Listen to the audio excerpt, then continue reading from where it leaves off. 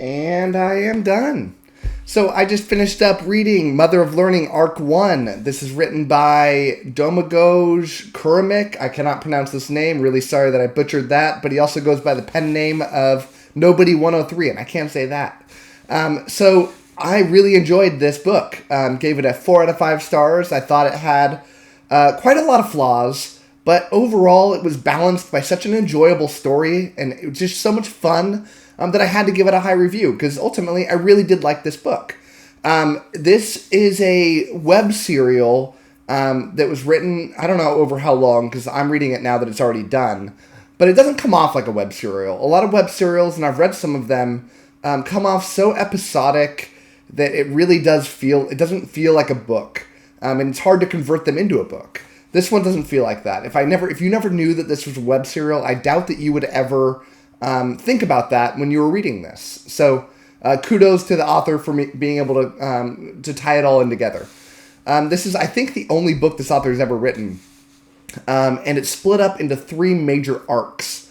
I read the first arc. The second one is about the same length as the first, which is pretty long. Like 600 or so pages. But the third arc is like enormous. It's way over 1,000 pages. And that ties it all in. So, yeah, ultimately, really liked this book, and I want to go into some aspects about what I liked and didn't like in kind of my first impressions about finishing it. So this story, if you don't know what it's about, and I don't think I'm ruining anything because it's right on the description of the book on Goodreads, but this is a time loop story, and by time loop, I mean think of like Groundhog's Day, where you have the main character reliving the same events over and over and over again, and nobody remembers that they're in a loop except for the main character. And that's what happens here. You have this main character who is going to a traditional mage school. He's a third-year student, kind of like an angsty kid who is kind of mad at the world. And after a month of being in the school, this major event happens that I won't say what happens. And he gets stuck in this loop. And he starts over again, very confused, but pretty quickly embraces it and tries to make the best of it. So this is a progression fantasy, and if you don't know what progression fantasies are, that's where the character gains strength over time. Think of like a video game where you have characters leveling up. It's not like leveling up, but the character's getting stronger and stronger. Meanwhile, nobody else is getting stronger because they're the same kids going through it over and over again. But he can remember the past, so he can remember these spells. He can remember the things that make him better. So he's getting way, way, way stronger, and the other kids just aren't. So it's a really fun concept. I did think, as I was going in this, and I read a first couple loops of this, that I was going to get bored. And I'm looking at the 3 books here that are very long, and I'm like, how am I going to get through this? I'm going to relive the same events over and over. This is going to get, for lack of a better term, very repetitious. But it doesn't. The main character goes all around this school, meeting different people, going through his time and developing relationships with these different people, and expanding his mind in very interesting ways where it feels like a really nice blend of samey but very different also.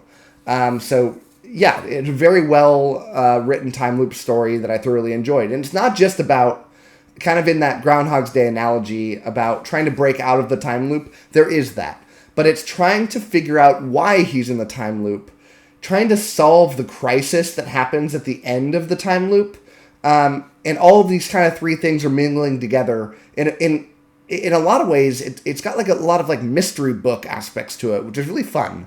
The world building is pretty weak though, and it's almost like there's not a lot done. I mean, all of the events in the book, I'd say like 98% of this book happens at this school. And that's a very limiting setting. It's not expanding and going to these different continents. It's not any of that. There's a little teeny tiny bit of him going to a couple different locations, but it's like a small part of a chapter. So, yeah, I did feel myself sucked into the story, sucked into the world, but it's not very well expanded, and it's not trying to.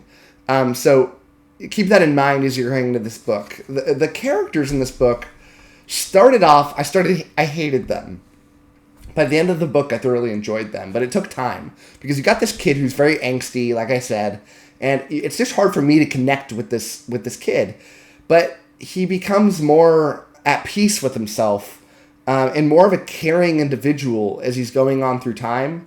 And it's a very nice development, and I appreciate it, because I don't think I would have been able to stomach this book had the character, stayed the same. Now, the other characters don't really get to do a lot of developing because they're stuck in this loop.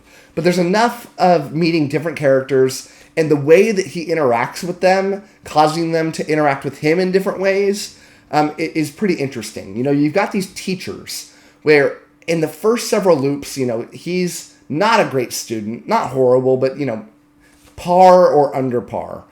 And they treat him like that. But as he's getting more powerful and like inexplicably powerful, like more powerful than somebody who should have graduated a long time ago, they're treating him in different ways, teaching him in different material.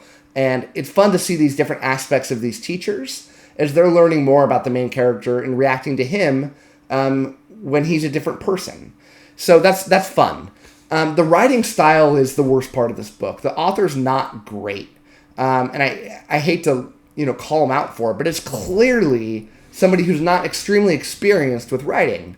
A lot of it's very basic stuff. You're not going to get any sort of flowing prose. It leaves a lot to be desired. But again, this is balanced with such a fun story that a lot of that is very forgivable. So I'm not going to sit here all upset that the writing style is not amazing. I don't need an amazing writing style to enjoy a book, and that's certainly the case here. But it would have been appreciated. I certainly would have been more in the give this book a 5-star rating if the writing quality was a little bit more high. So ultimately, very much enjoyed it. I think a lot of fans of fantasy should try this book out. If you're a fan of something like Cradle, I think you're going to eat this book up. If you're a fan of fantasy but you like kind of more sci-fi elements, I think you're going to enjoy this a lot too. And if you like a good mystery story, you're going to like this book. So I think you should give it a shot. At least read the first arc. I think that if you're getting to the half point of this book and you're not enjoying it, give it up. I don't think you're going to enjoy it. But, it does take a little bit of time to click. And I think it's at the third or halfway mark, and it's like, oh, this is really fun. I'm really enjoying this. So hopefully that if you pick up this book, you'll react the same way and enjoy it as well. So I'm looking forward to reading arcs 2 and 3. A little worried about how long they're going to be, but, I'm not too scared by a long book, so it should be fun. So, appreciate you watching, and have a good one.